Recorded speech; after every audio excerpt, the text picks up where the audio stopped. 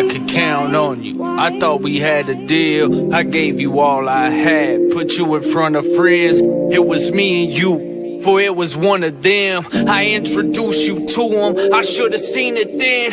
It was never about me. It's what I could do for you, what you could get about me, who I could introduce you to. I knew the truth, still there was nothing I would do for you. A fool for you. You break my legs, still jump through hoops for you. I thought we had a deal. I thought we had a deal. I thought we had a deal. I thought we had a deal. It's hard to let you go when I'm still holding on. Said I should leave you, I don't need you, should be moving on. This shit is stupid hard, and I ain't ready for it. Said I should leave you, I don't need you, I ain't ready for it. They weren't there for it, no, they weren't there, were they? They weren't there when she despaired to have her prayers working. She wanted to die daily, and I was 9 maybe. I'm on the couch with mom, talking about don't cry, baby. We'll be alright, baby. Yeah, we gon' make it through. I'm scared to death inside, but I know I can't let it through. I ain't know where to turn, I didn't know what to do. You gave me hope when there was none. I owe my life to you. I thought we had a deal. Leave me not ready to let you go. Let you go. I'm begging, don't leave me. Take anything you want, everything if you want it. You gave my life purpose before it had any. You gave me courage when I didn't have any. We were the best of friends before I had any. I gave you all I had. You turned your back to me. You set a trap for me. I never seen it coming. You had me blind to if I didn't want to feel you numb it. You left my life a wreck, and I hate you for it. I'm still in love with you, and I hate you for it. What's up, everybody? Welcome back. I'm Mike St. John. I'm in long-term recovery. My sobriety cleanest June the 1st, 2016. Listen up. Glad to be back. Glad to be here. Glad to see everybody in these comments. We've having some audio problems tonight. My guest is in the background here, and we're just going to do the best we can do. What's crazy is we tried this live a year ago, and I was locked out of StreamYard, and we had the same problem. But listen, you know, the devil's not going to block us tonight. We're going to carry a message. But I want to welcome everybody here. We're back. I hope y'all had a beautiful Monday. I know I have. I'm going to give a shout out here to my page sponsor, One Stop Phone Shop out of London, Kentucky, 606-657-2750, Josh Maxey and Daryl Hudson. Check them out. Also, getlive.com, Adam Larkin, go check them out. He's got some awesome recovery apparel, man. If y'all don't care, hit that share button. Let's get this out to the groups. If you got a family member or a friend struggling, man, tag them in the comments. Post your sobriety clean dates. I'm going to get mine in here real quick. Let us know where you're watching from. I'm in Richmond, Kentucky. Oh, Rich City. But, yeah, just grateful to be here. I know last week I wasn't able to go live. Ever since my dad passed away, we've had some things come up. But we're back. I'm going to get in these comments here. Also, check out Dollar Green, the story about a boy. It's my intro music on all music platforms. Mine's on YouTube. He's the real deal, man. He was at my recovery rally we had down in Corbin, Kentucky, man, the guest speaker. And I'm going to go ahead and put this out there. Hometown Hope 2023 is locked in for next year. In case you all missed it, we're coming back to Corbin, Kentucky again with a whole nother powerful lineup. We will release information and, as the year goes on. But, yeah. I'm going to give some shout-outs here before we get this started. Donna's in the background here. She's nervous. She's like, I can't hear you. I said, listen, just follow my lips is all you got to do. Matthew Hubbard from the Hope Center. Sally Devine, welcome. Mark Sanford, welcome. Janet McLean, always here. Melissa Malacote in Richmond, Kentucky. Christy Boney, Jennifer Bronstrup. Yeah, I finally got that named. I hope I said that right. Melanie Dahl, welcome. Donnell Marie, been waiting for this. We missed you. Listen, I'm sorry. Life shows up and, we got stuff we got to take care of. But, yeah, we're back tonight. Lisa Marie Reed, Cameron Arnold, I see him. Wow. Stephen Sowers, welcome. Tracy Lynn Markham, welcome. TJ Taylor, Bro, glad to have you back. Hope you are doing as good as possible, my friend. Always praying for you. Man, I'm doing good. It's been an awesome day, man. Life showed up. We're taking care of it. We're being adults about it, being responsible, man. And we're moving forward one step in front of the other. And we didn't get high. We didn't get drunk. Huh? Show out then one time. Boy. Sean McCarty, 11/3/22. My Hope Center dude. Proud of you, man. Christy Bowman, January 15th, 2022. Nikki Dorsey from Harrodsburg, Kentucky. Christy Boney, 9/18/14. Steven Sowers. Listen, we got a lot of recovery up in these comments tonight, huh? We do recover. My comments here messed up. Where we at here? Whoa, we got 34 on here, huh? Hit them heart buttons one time. Hit that share button one time. Where was I at? Sally Devine. Let's see. Anthony French from Frankfort, Kentucky. We got Sally's down in Las Vegas, man. That's a long way away. Las Vegas. Never been there. Laura Hughes from Richmond, Kentucky. Welcome, Laura. Let's see. Chase Mark Sanford from Virginia. Melissa Ann, Tennessee. Paul Pickett, my man. Room 217 for life. Me and Paul's got a lot of memories together, bub, and we still kicking it. Steven Sowers, Richmond, Kentucky, but you're in Louisa. Leah, I can't say that last name. I'm going to try. Lenerica, welcome. These Corbin Walters, I see you, baby boy. I don't know where these comments, they're going crazy here, but let's see. But yeah, just grateful to be here, man. Like I said, just life shows up, man, and we're here. We're to work through it, man. We've been going to a few meetings out of town. Ran into my guest speaker tonight in Georgetown last Sunday. I spoke in Georgetown last Sunday. Tomorrow I'll get to go to London, Kentucky and speak to the day treatment students before they get out on school break. And I get to go in my hometown jail, Laurel County Correctional Facility. Huh? We can do that today. We can walk in. Some people don't understand the point of doing that, man. But, the program that I work says we have to take the message back to our hometown because we cause so much destruction in our hometown. And, God's allowed me to do that, man. I got a powerful team behind me that lets me do that. But just grateful to be here, man. We got 40 popping. Hit that heart button, hit that share button, man. We're going to bring our guest on here. We may give out some items tonight free. I don't know yet. Wait, made my mind up yet. We'll see how this live goes. Gary Baston Jr., welcome. But, yeah, I'm going to bring Donna on here. Donna, can you hear me now? I can hear you now. Oh, it's that's not what the best, but I can still hear you. Hey, listen, we didn't want the best dope out there, but we still got it done, didn't we, huh? Still got it. Yeah, but I was telling them, me and you tried this live a while back, and Donna Martin's with the Recovery Wagon. Man, I'm not going to tell her story. She does a lot for the recovery community. Anytime I need somebody to go to treatment, no matter where they're at in the state of Kentucky, I call Donna and I say, listen, I got one. And she does everything in her power, man, to get them to treatment because, you've got a few hours in between that phone call to say I'm ready to go and to get them in a car and get them to treatment before they change their mind. You know what I'm saying? I want to thank you for that. But, yeah, it was awesome to see you Sunday night. And I got up this morning. I said, well, I wonder who I can get tonight to share. And your name came to my mind. And I said, you know what? We tried this a year ago and it didn't happen. And we logged in tonight and it's trying not to happen. But we're here, and I just want to thank you for everything you do, and it doesn't go unnoticed. I know times is hard. Gas is $5.50 a gallon right now. Like I'm getting ready to buy me a Yugo and park this Suburban. But,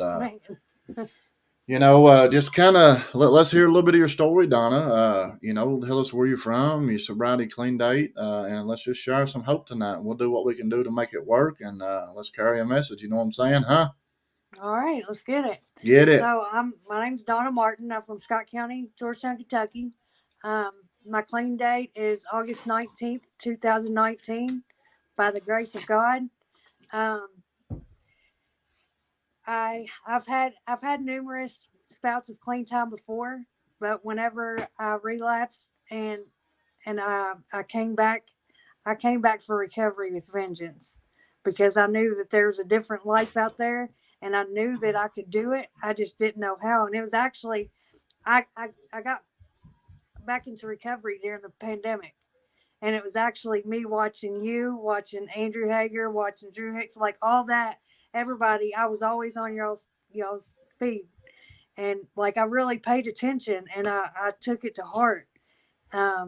Something that stuck with me that you said that like I still carry with me to this day, chase recovery like you chase a dope man. I Yes. took that to heart. Okay, because I Yes. was chasing that dope man everywhere. I would walk miles and miles for that dope man. So I'm going to do the same for recovery, and I'm going to Yes. do the same for the people that want it, because I've already paved the way. I already know how to get here. So I'll come and get you at 2 o'clock in the morning. I'll Yes. come and get you like miles and miles and miles away, because that's what it takes. I'm gonna do whatever it takes to be able to recover. And Yes. but the thing is, I ain't perfect.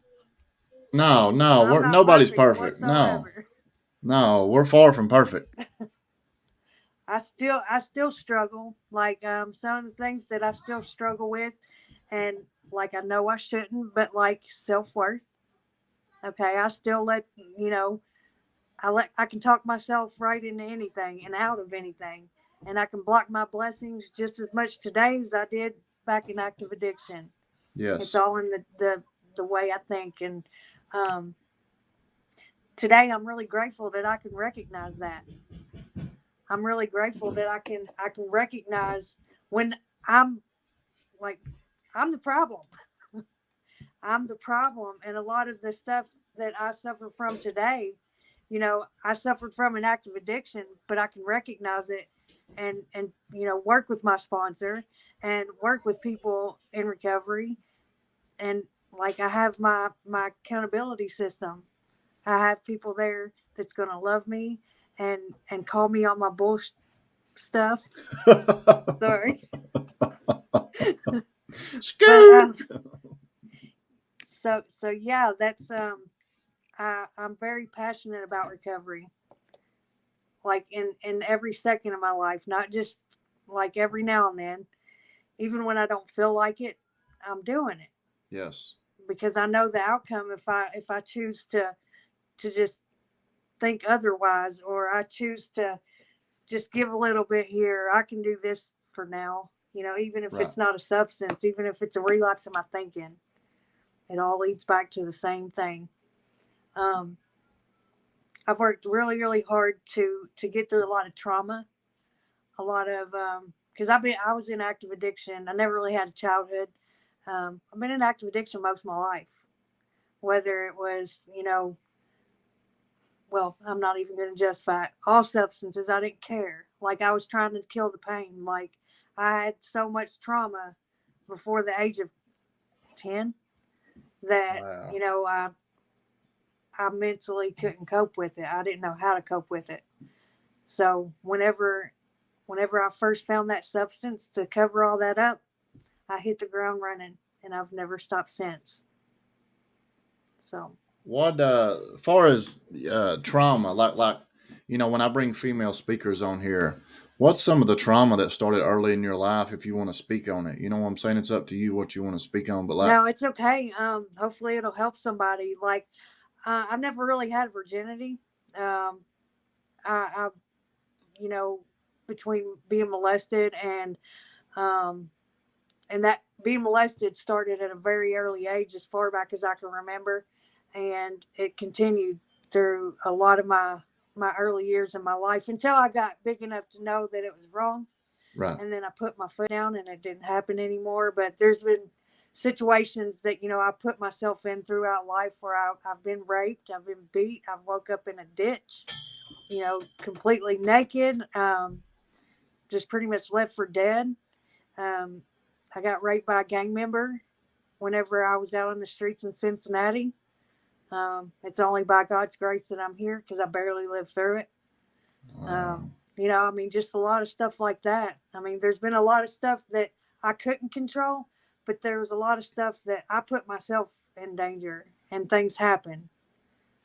So, I mean, there's so much between sexual and physical and emotional abuse that I've recovered from and still recover. There's some things that I still have to work on today.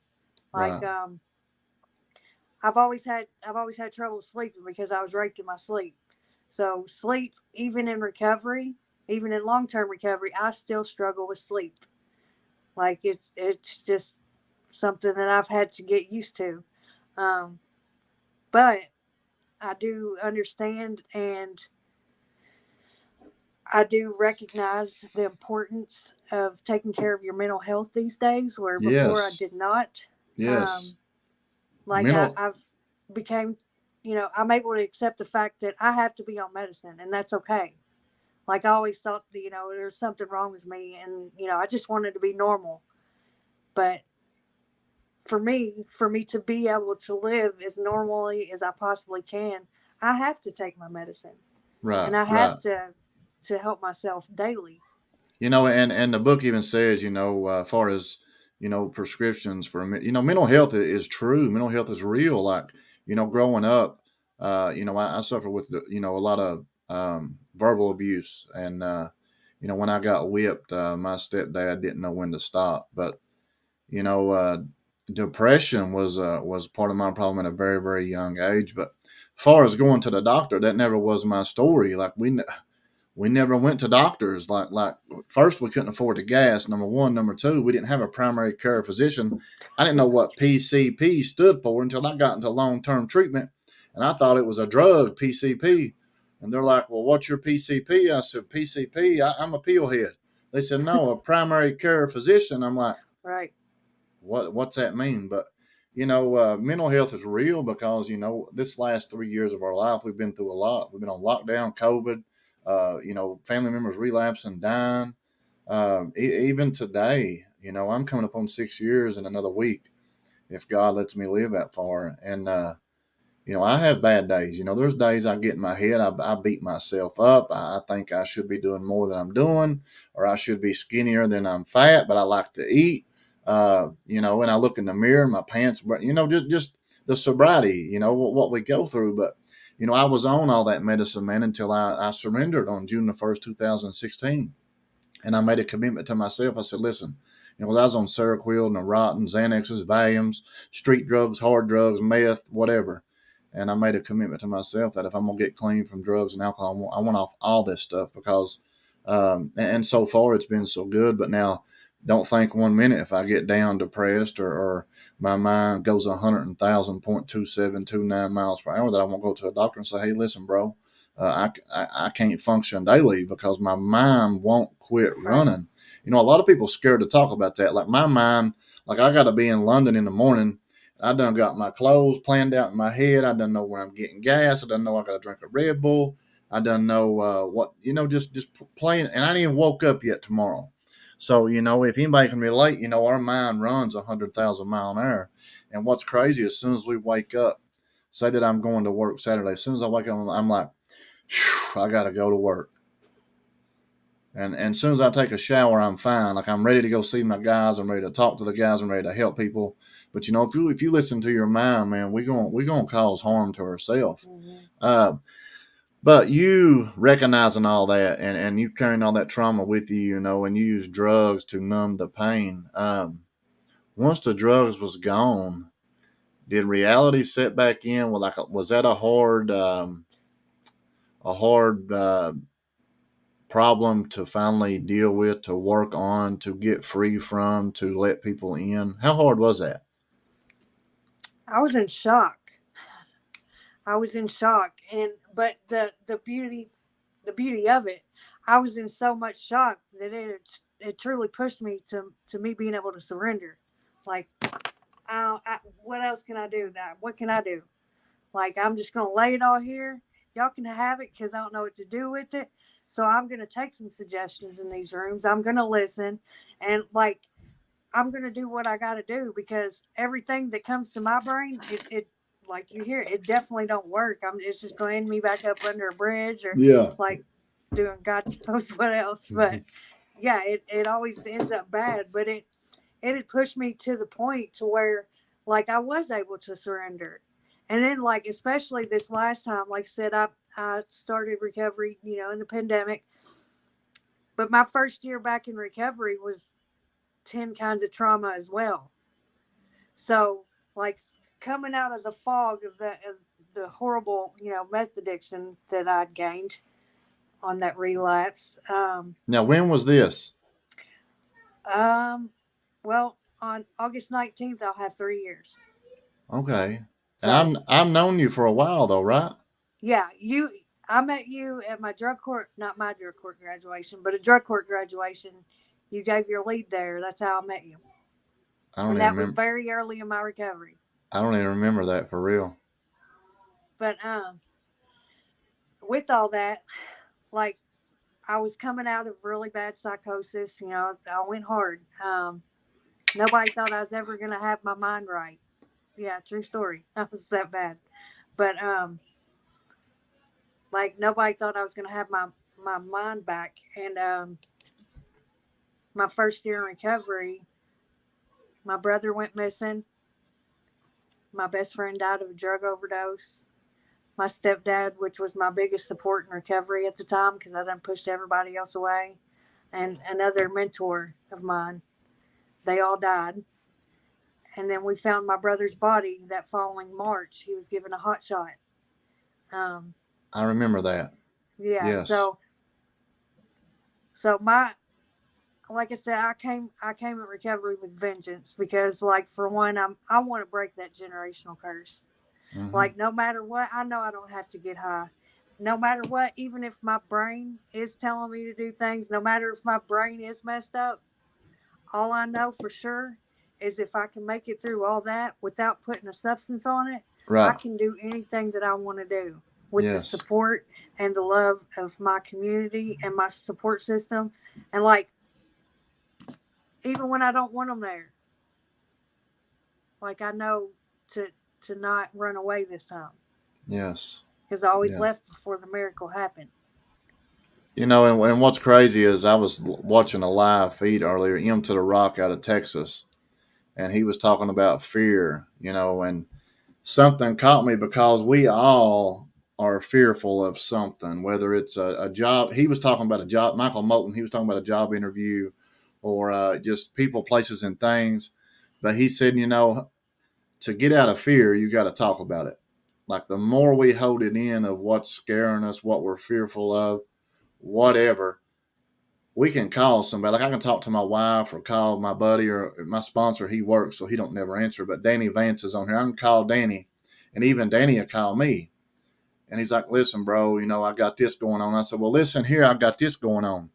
And Michael Moulton explained how the spirituality kicks in right there when another addict or alcoholic is talking to another addict.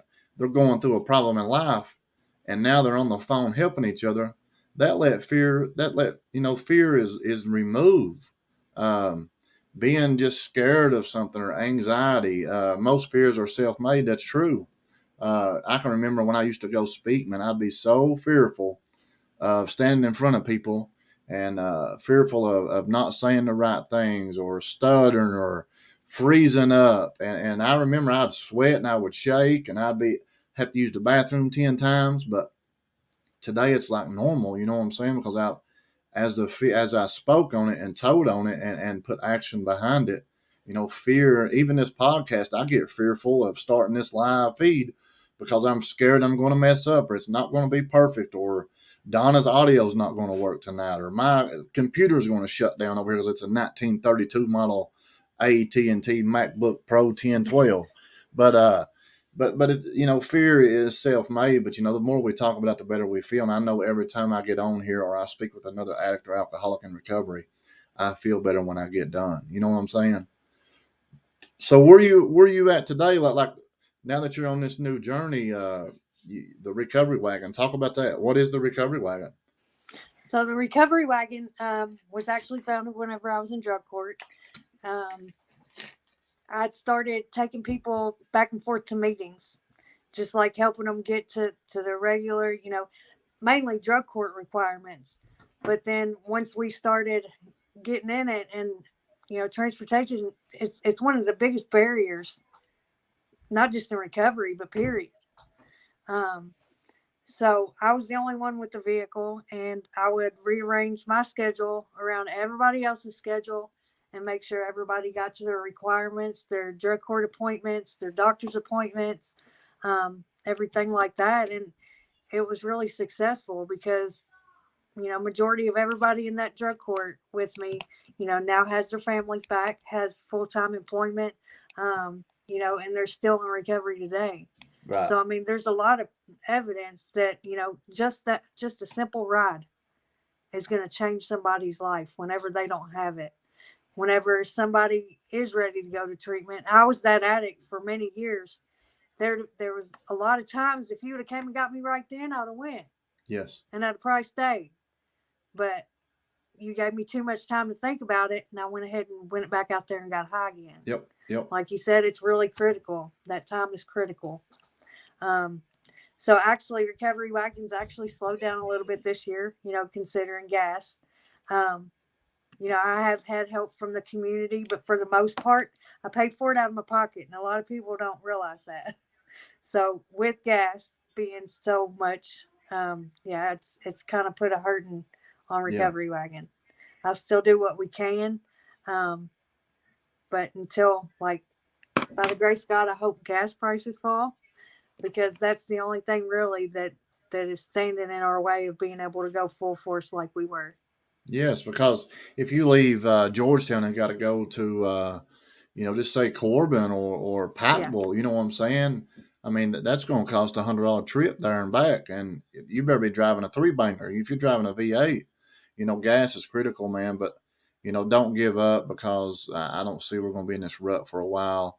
The COVID tried to lock us all down and try to take us out, and we're still here kicking. But um, just don't give up. You know what I'm saying? Keep it going. Do what you got to do. And, I personally thank you for every time I called you, you helped me. No matter what, I know that one time, a few weeks ago, whatever, but, that was just a miscommunication. Sometimes we get words and sentences mixed up, but they found a way. You know what I'm saying? If you can't do it, other people will. But so now that you're where you're at today, in recovery, what was some more obstacles you got over, some more um, opportunities you got, like Well, I'll start with the opportunities. Um, Honestly, like I can't even explain all the opportunities that I've had. I've had so many good opportunities that I didn't know which way to go. So I just took God at his, because I was hardcore with being able to stay in position, yes, because I always left before the miracle happened. So I'd always pray about it. The Isaiah House Treatment Center gave me a beautiful opportunity to help me get Recovery Wagon off the ground. And I've learned, I learned a whole lot through that time. And I was able to do a lot with Recovery Wagon. Excuse me, as far as the business side of things. So it was a really good learning opportunity. And also, one of my most heartfelt opportunities right now that I actually have. Well, there's actually two, but one is I get to go into schools today and take meetings to kids. yes, Like a couple years ago, I couldn't even be around my kids. You know what I no. mean? And So I appreciate you offering me, and if I had more time, like I got to be there in the morning, schools and jails is my mission. But that meant a lot to me that you invited me if I was available. But honestly, I'm not available. And number two, I want to see other people shine. You know what I'm saying? I got so much going on my end. How can I be selfish to take up another spot when it's just going to be too hard for me to make it? And that's why I said no. Let's let somebody else shine. You know what I mean? Because God's blessed me with my mission and put me in position, man, to do what I do. And I like seeing other people shine. You know what I mean? So how's it feel to, like, I know how it feels when I go into a school, because my guys are between 9 years old and 17. They're at the last. I go to day treatment, and it's the last house on the block before jail. Drug charges, truancy, fighting, whatever. And I'm talking to these students, man, and you got old Jack back there in the back. He's got an attitude. He's looking me up and down trying to steal my Jordans. And I'm like, listen, dude, that's me. I see myself there, man. And to be able to share hope with those kids, man, hopefully that something triggers or sets the spark, like, hey, if this dude can come out of hell, I can come out of hell too. How's that feel to go into a school and, like, do you see yourself in those seats? Absolutely. It's humbling because not only is it the school that I actually started my active addiction in, like Is it's it? kids just like I was. I was in alternative school too, and I was already in active addiction too. These kids are in active addiction, and it's critical. We can play a critical part in the recovery starting now. So Yes. what I did was kind of reconstructed a 12-step meeting. It's got the 12 steps, but it's kind of broke down in such a way that it's not going to be too overwhelming Right. for Right. them, and cut down enough to where they're going to still pay attention. Right. There's Right. gonna They're going to continue, like, and it's working. It really is working because like, we don't go in there and tell them what to do or anything like that. We just share. Yeah. Like, we join the meeting with them, and I share my struggles and my stuff like that, my hope, and it gives them hope, and you can Yeah. just see it in their eyes. Like, um, And there's nothing like I'm excited to go in the morning. I got two guys from my hometown coming with me, and last year when I go speak at a school, like shoes is a huge part in my life, always have been. And every time I would go speak, I would look at these student shoes, and like these guys come from foster homes. When they go home, they're miserable, and I looked at their shoes, and I'm like, what can we do? What can we do to help these kids? Because shoes mean a lot to me, even though it's materialistic stuff. But last year during Christmas, man, we was able to drop off 82 pairs of tennis shoes for all those day treatment. And here's the kicker behind it. This is the most blessing part I got out of that. And we're doing it again this year for the same school. When I got home that night, I had like 9 friend requests or message requests. Like these are underage kids, so it's kind of, I don't accept kids as a Facebook friend. But all those students, man, not all of them, but some of them sent me a message, man, like, listen, these shoes mean the world. Nobody's never bought us a new pair of Nikes like Walmart shoes. Yeah, because that's my story. I wore Walmart shoes and I was picked on and bullied. And they were just like, man, thank you. We've never had nobody do this, blah, blah, blah. And I'm like, listen, dude, it's nothing to do with me. I mean, I bought 2 pair and my brother bought 2 pair and the community bought 76 pairs. You know what I'm saying? And that's why I do what I do, man, because I know that if I was back then and somebody like me or you came in to talk to me back then and bought me a new pair of shoes, maybe I would have made a better decision in life. I wouldn't have dropped out of school. What ifs? But the point is, we have to help others that are less fortunate than us. And those kids, like my 3-year-old, you know what I'm saying? Like I want some, like he knows on Thursday nights when I come in here to take a shower, he knows, Daddy, you going to jail? Are you going to help people? And I don't even got to tell him. He knows what I'm doing. I take him to the jail with me, and just I want it distilled in him. Listen, drugs and alcohol is not under our roof, and this is what comes with drugs and alcohol. You're going death, jail, or treatment. That's the only 3 ways out. But and it's awesome that you all are doing that because now that COVID's gone, I see a lot of us in recovery going to jails, starting to hit the schools. And I believe wholeheartedly the schools is where it starts, man. If we can't go in your home and preach to you, the next stop on the block is schools. You know what I mean? right. Well, I mean, that the harsh reality of it is most of these kids, they're the blameless children. You know, there's some of these kids that I've taken their parents to treatment. Casey lost their parents, Yes. so now we're dealing with the aftermath. Mm-hmm. But we're also dealing with the very beginning of their active addiction. Yes. So in order to be able to break that early, I'm not going to go in there and try to teach them something about drugs that they might not know. They already know. Yes. They've Yes. already been watching their parents shoot dope. They've already been watching all the fights and the arguing. They know. Yes. So going in there and I tried to take it on a different level. And that's That good. That's awesome that you've broke it down to there because at 36 years old, I didn't know the words behind the 12 steps. Like some of these words, I'm looking at them right now. Like now I know them, but though you're introducing it to those kids because one day they may not grab a hold of it, they may wind up in treatment. Then be like, well, hey, I remember Donna talking about this. I've done heard about this. You know what I'm saying? So introduce them at an early age, because I wholeheartedly believe that if we can get the message to the kids, they may not go down the path. We can't save them. We're not God, but we can share some hope and let them know where they're going if they continue this cycle.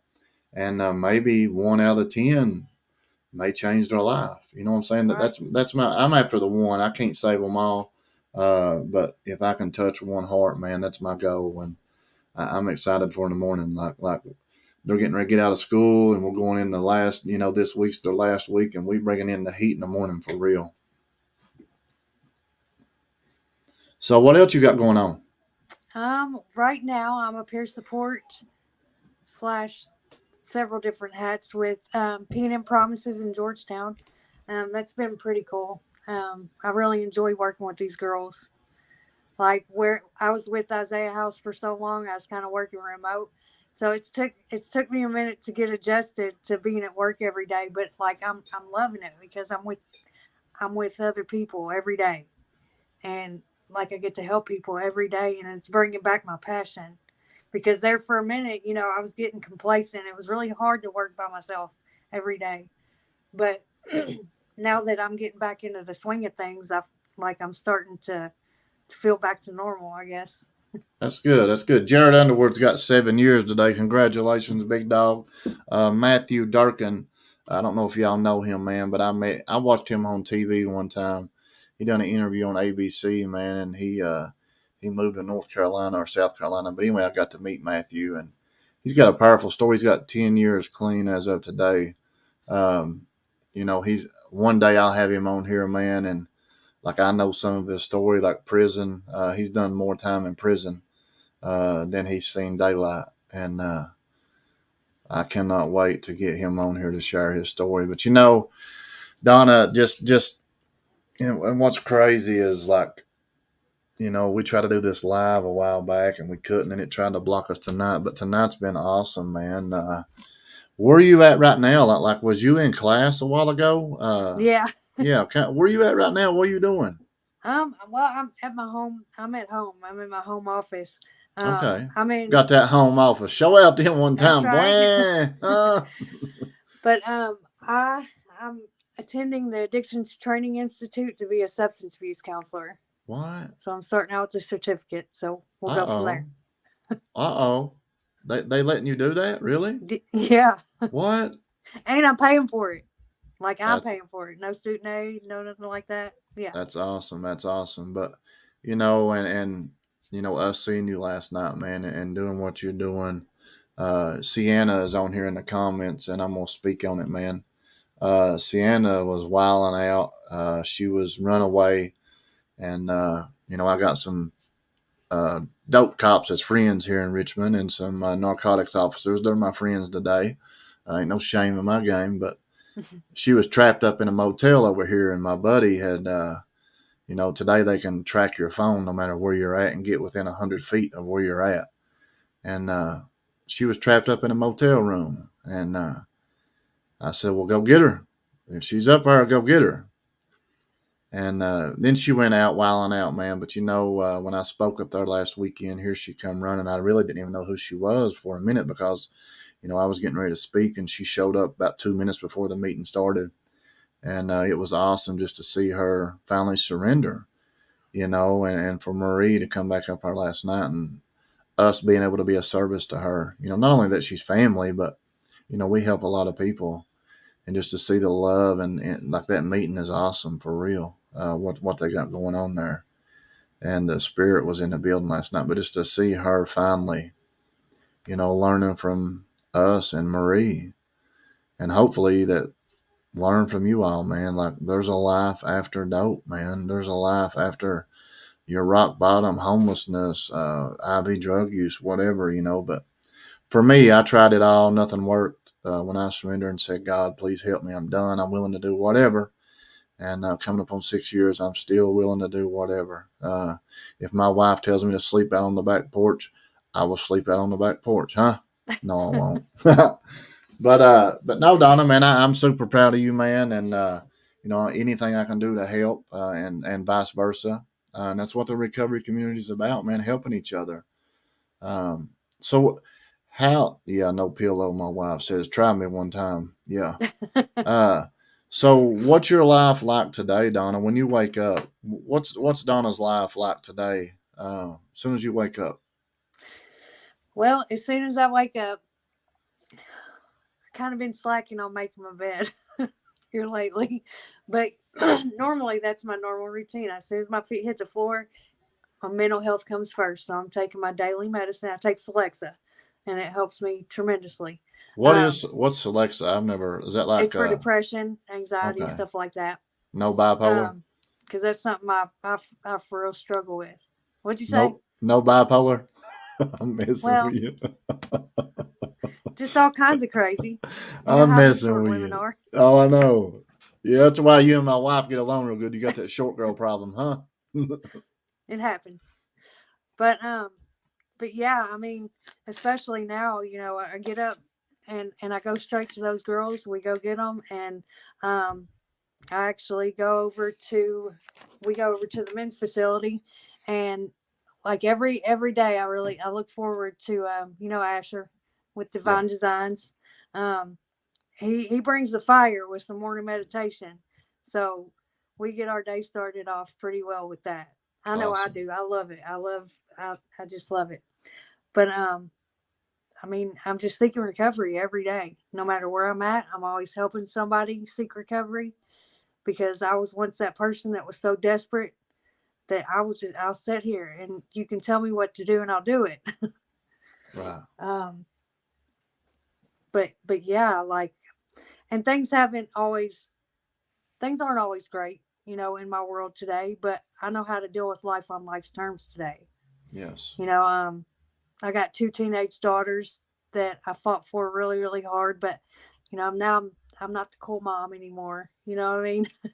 So You're not the cool mom. yeah, Oh, okay. Okay. yours ain't quite there yet when they hit teenager. So, I mean, it's kind of like empty nest syndrome, I guess. So between that, just either way, I just fill my time with helping other people, and like just recognizing the things that I need to work on to be Yes. better. I just want to be a better person than I was 5 years ago. That's good stuff, And what's wild is the other day I woke up and I was like, how can I be a better person today than I was yesterday? Like, as soon as I wake up, I try to make my bed. My daughter sleeps right here beside of me. Corbin's in the bed with me because mom's gone to work.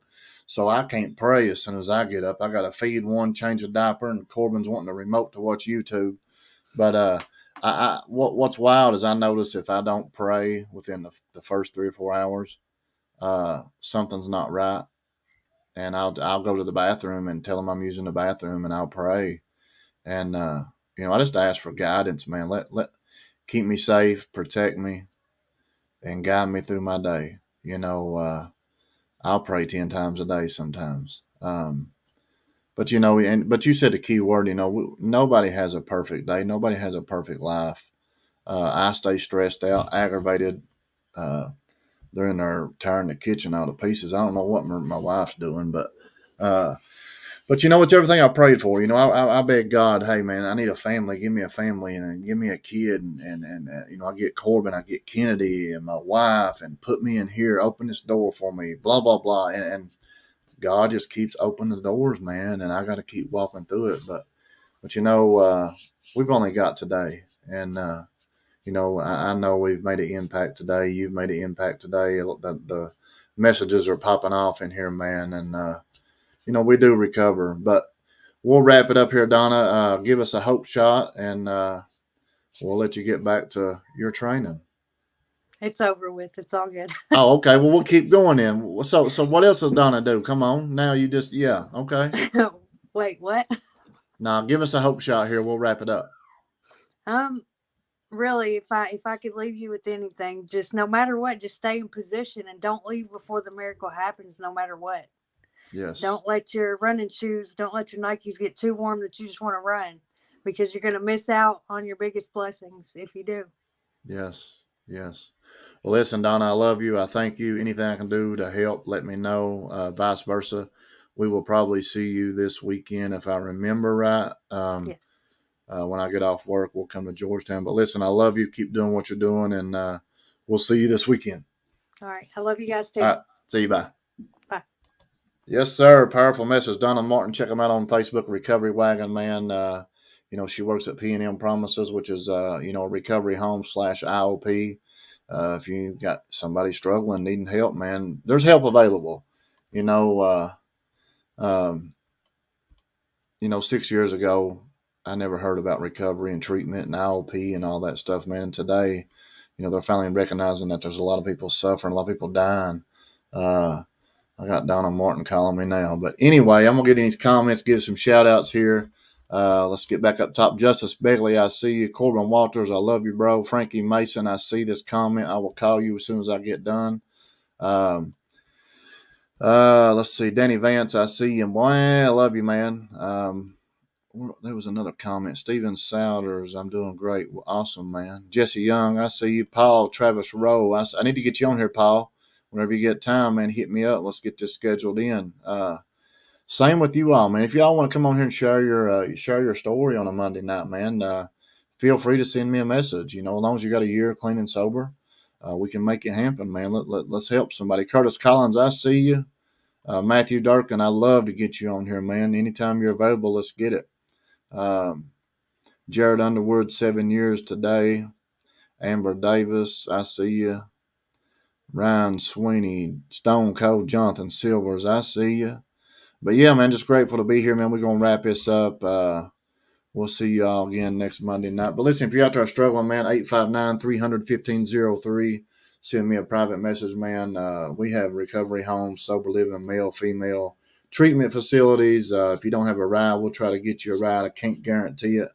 But, we do recover, man. When you're sick and tired of being sick and tired and you want a life of freedom, you got to plug into something. I'm not going to throw God on you, but my connection is with God. There's proof in my life. If you ain't been following my story, I'm coming up on 6 years next week. I was homeless 6 years ago, man. Suicidal, 180 pounds, nothing but a backpack and a pair of tennis shoes, man. And today I'm a father, I'm a husband, I'm employed. I travel and speak, a public speaker, a recovery advocate. I got kids. I got a credit score, got credit cards, bank accounts in my name, electric bill. Listen, it's the responsibility God gave us, man. God made us a man. Today I'm a man. I call myself a man. I'm not a deadbeat anymore. I'm not a low-life thief. I'm not a needle junkie. I'm not a drug addict. I'm a person in long-term recovery. But listen, we're going to wrap this up, man. If y'all don't care, hit that share button, hit the heart button, man, and we'll see you all next Monday. And with that being said, man, I love you all. We're out of here. You ain't got cold chill, something's wrong with you. Gotta know it. You in the wrong building. Know where to turn. I could really use a friend right now. Yeah, I just need a friend. I'm staring at my window pane. I'm staring at my window pane. I could use a friend. I could use a friend. I just need a friend right now. I'm staring at my window pane. I'm counting raindrops, like where's God at? When will the pain stop? Like when will this be over?